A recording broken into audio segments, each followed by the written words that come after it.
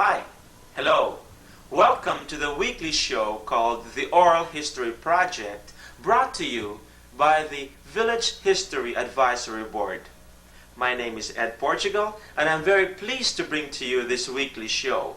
This show is not possible without the help of several hardworking individuals, and I'd like to recognize them. They are Don O'Boyle, Bob Fitzgerald, Len Martinson, Joyce Lavoie, and Ellie Martinson.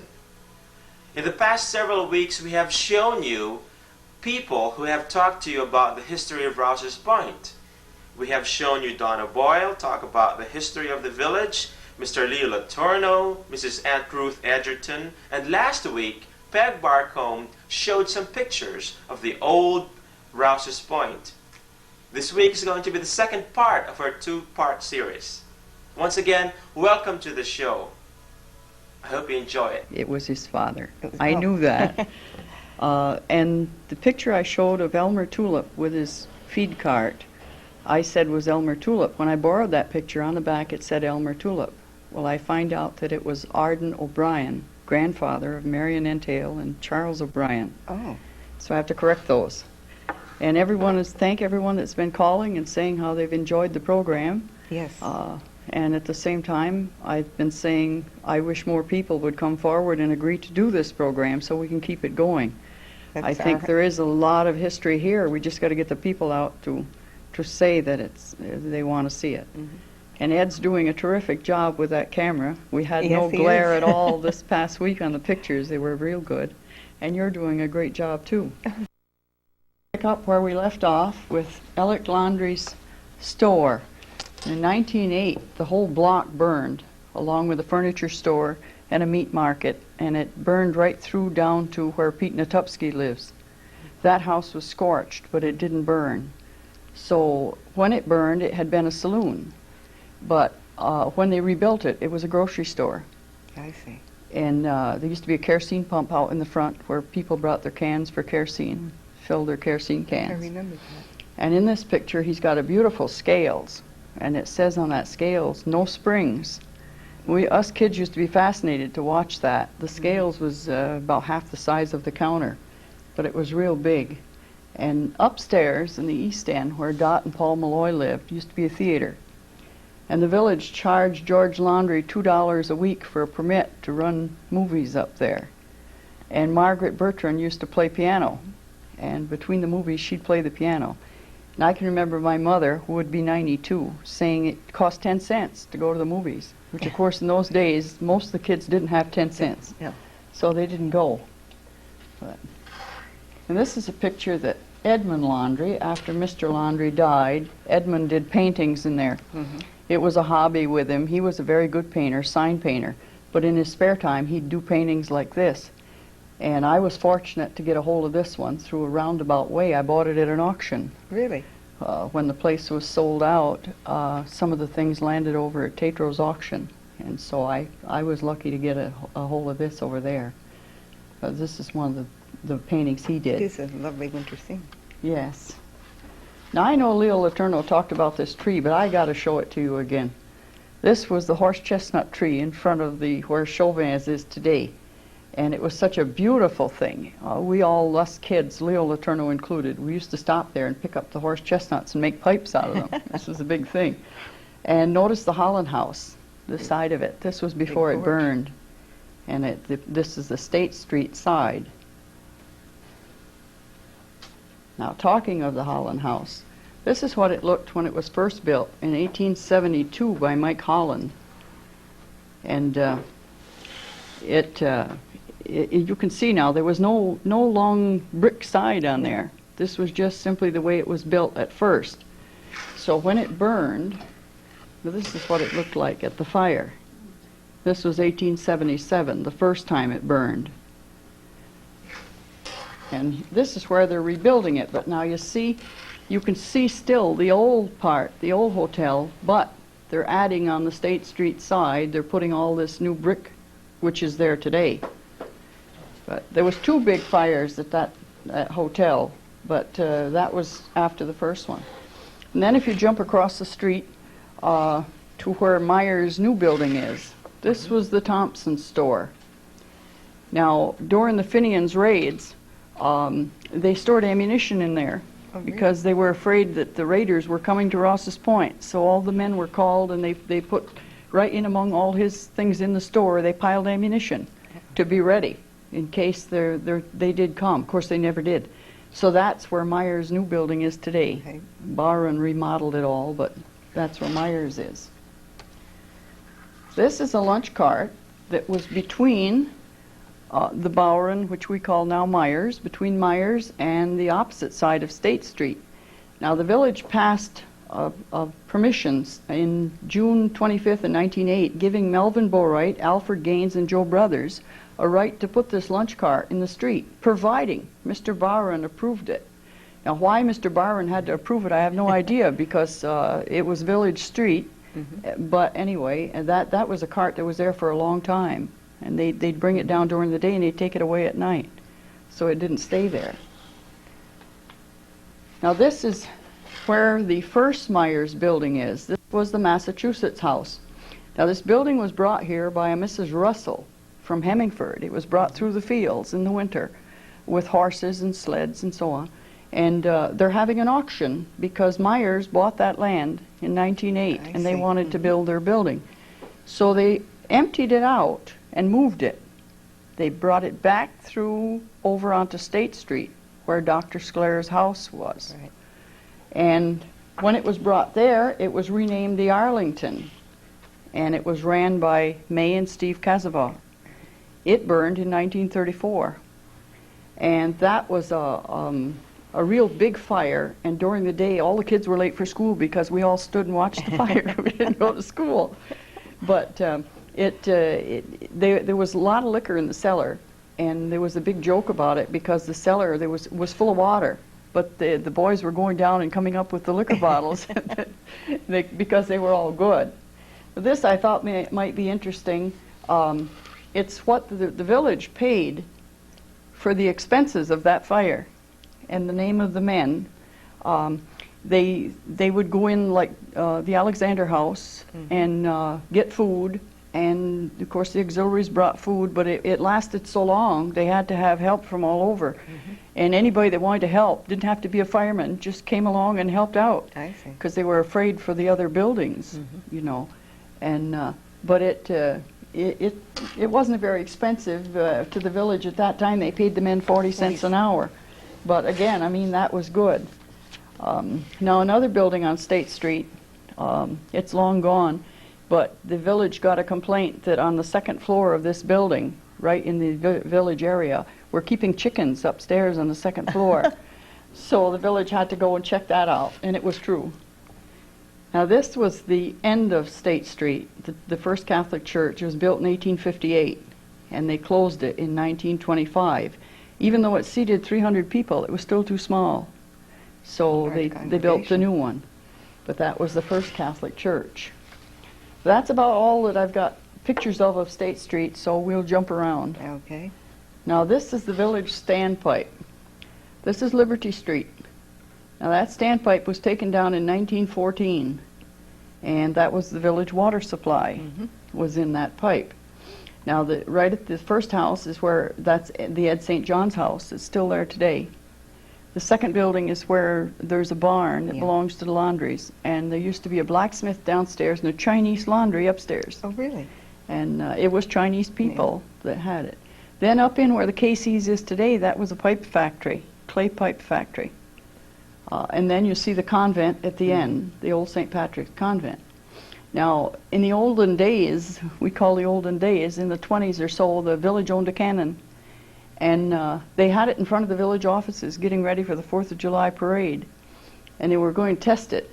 Well, they tested it. One of the balls came out, went right through the top of the convent, went right up Liberty Street and right into the convent. When they tore the convent down, you could still see where they had patched over the hole, where the ball had went in right under the roof.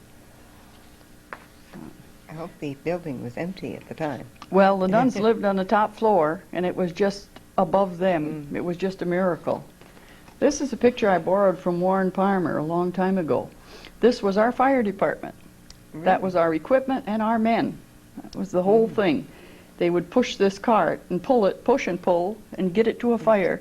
And they had a couple of ladders and a little bit of hose, and this is what they would use. That was all the equipment they had.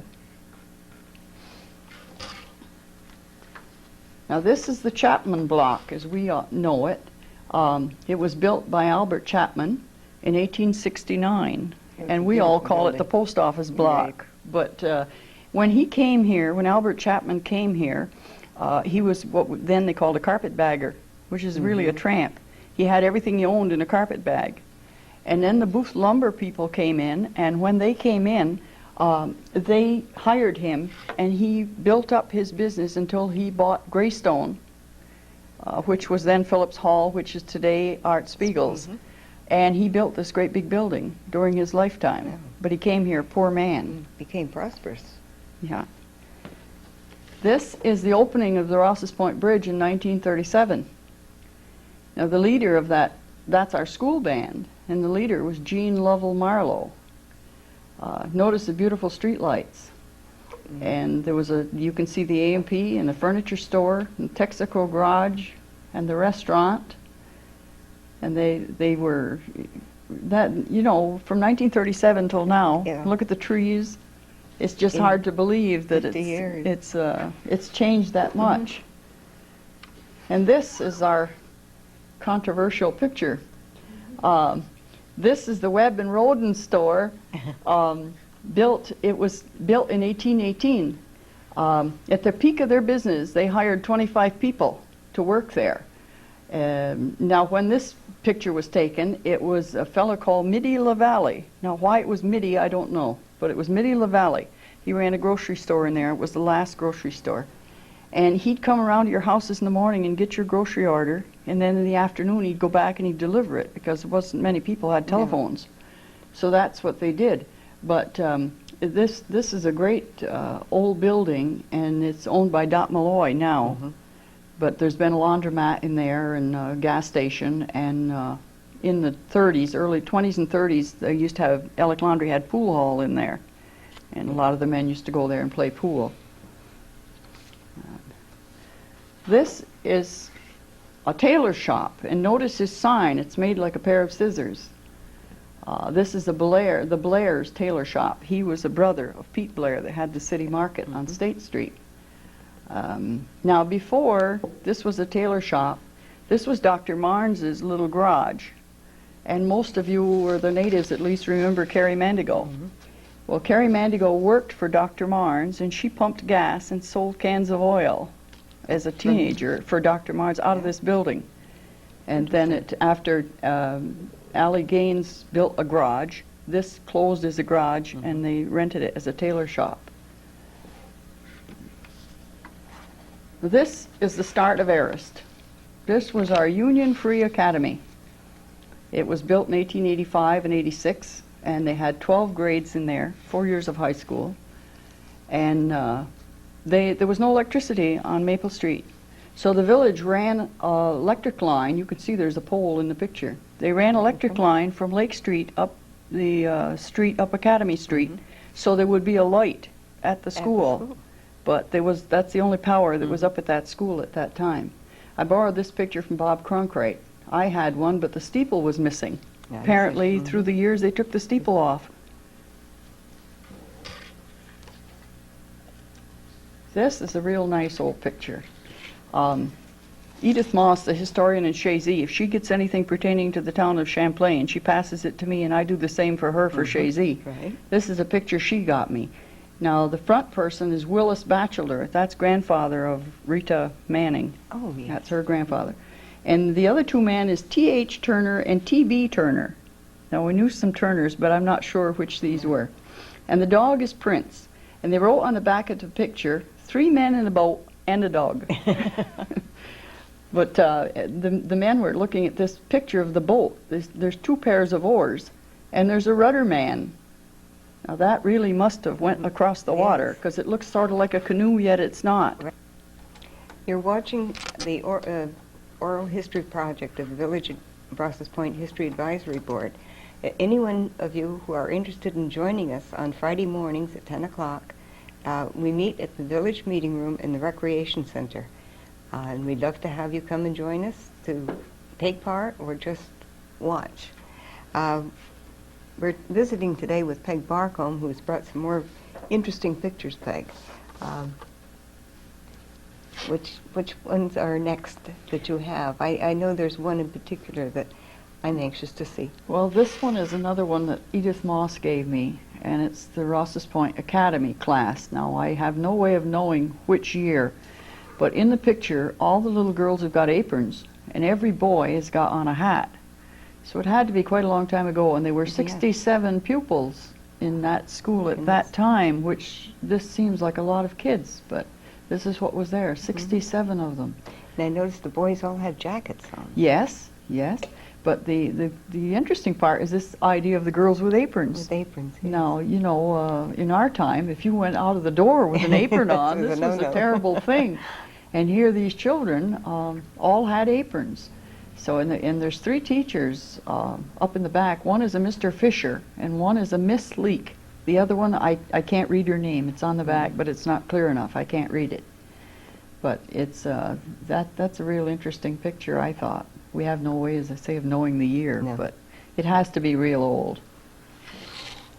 Now this is Joyce's favorites. Yeah.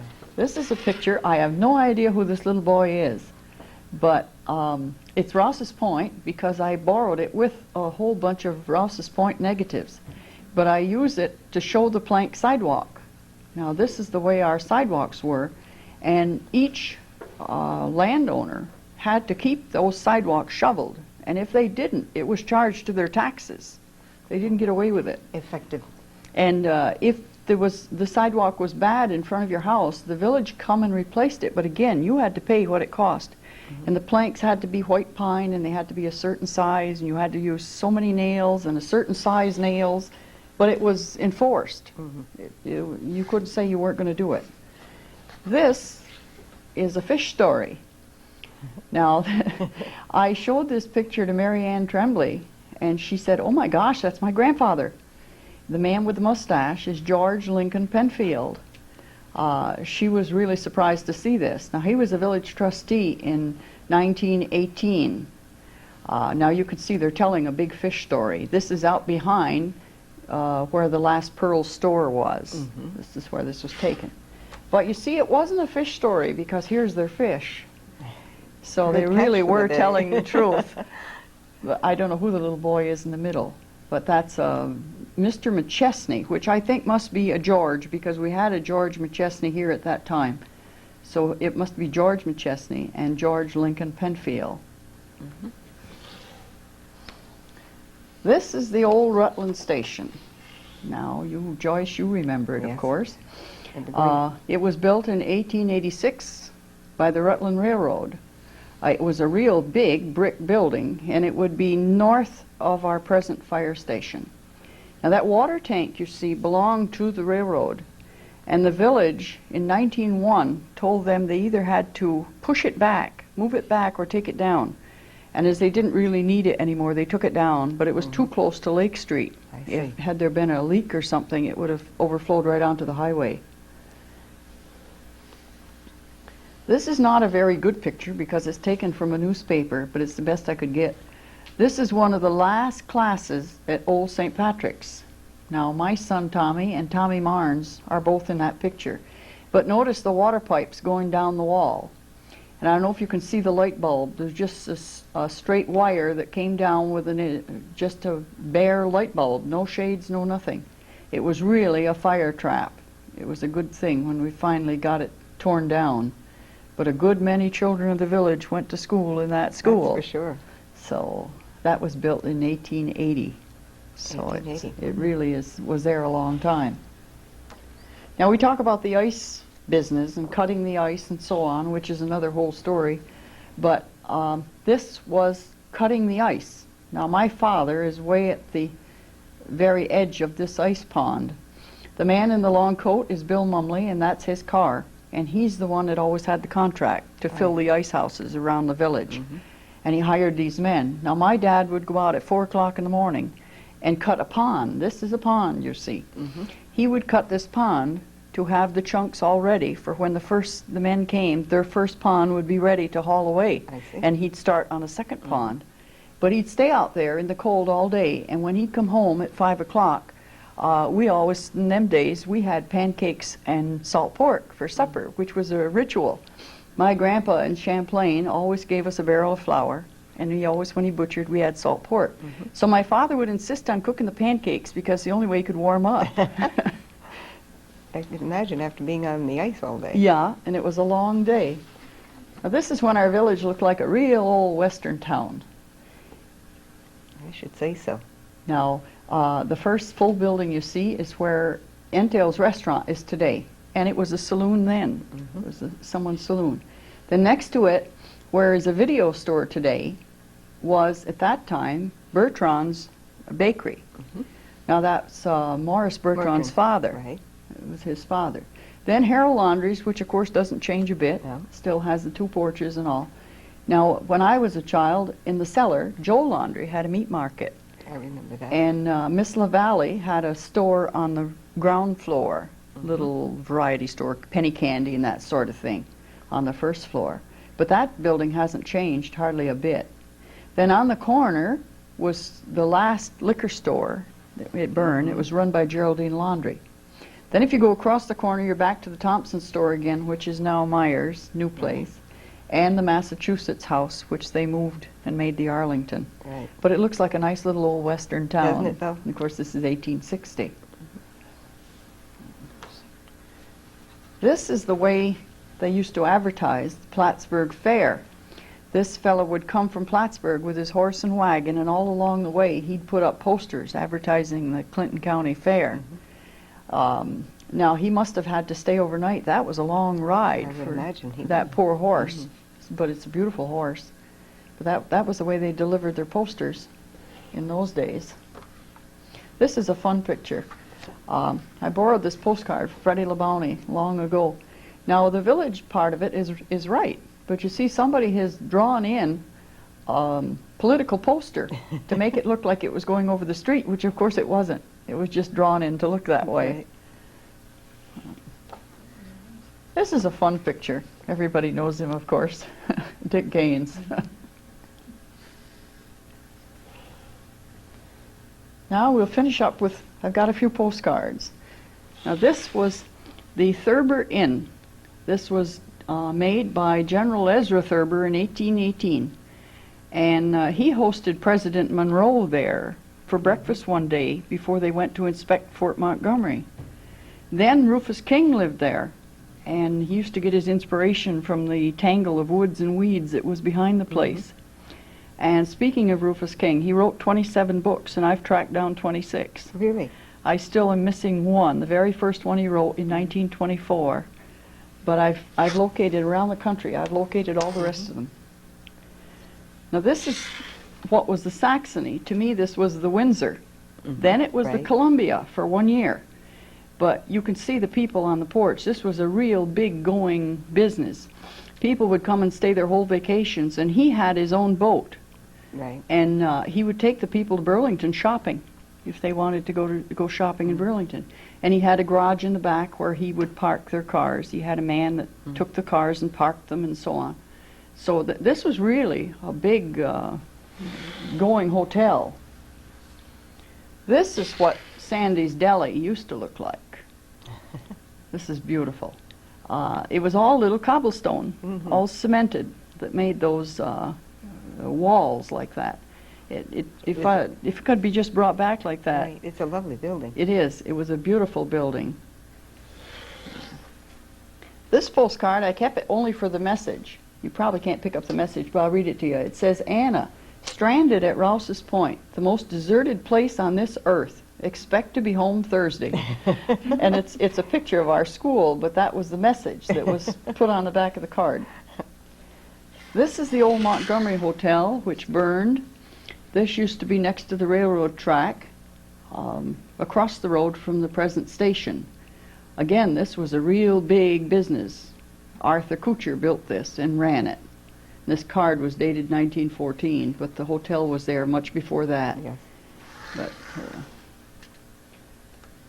this is the little church Episcopal Church that was where the parking lot is for the funeral home today on Lake Street. There was a metal cross on the top of this church, and it was hollow. And there was a crow for 2 years in a row that the people were having a fit because that crow at 5 o'clock every morning would sharpen his beak on that cross, and it would make such a racket but there was nothing they could do about it. So I have pictures when they were taking this down with part of the cupola in midair. I sat there all day to get that. The men told me about when it was coming down, and I sat there to get that picture, but it was worth it. This is our library when it was first built. You can see by the dress of the children that it's quite old. Now, this was a special election was held in the village in 1905 to vote to see if they would decide to spend $1,500 to build this library to go along with the money that Dr. Dodds had left. The vote was 53 for it and 45 against it. Oh, for heaven's sake. But they built it. And in 1927, Fred Foy of the American Legion went to the board and asked if they could have permission to put a flagpole for the American Legion. They had raised $2,200, and the money was there. So the village gave them the permission, and they put up the flagpole. Now, this is just another card of the way that a lot of the old greeting cards used to be made. They'd fill in the name of the place, whatever the name of the town was, they'd just fill it in on there. So this one says, "Greetings from Rouses Point." Now this is Pearl Street. It's when it was a dirt street, Just a dirt lane. and looking down towards the lake.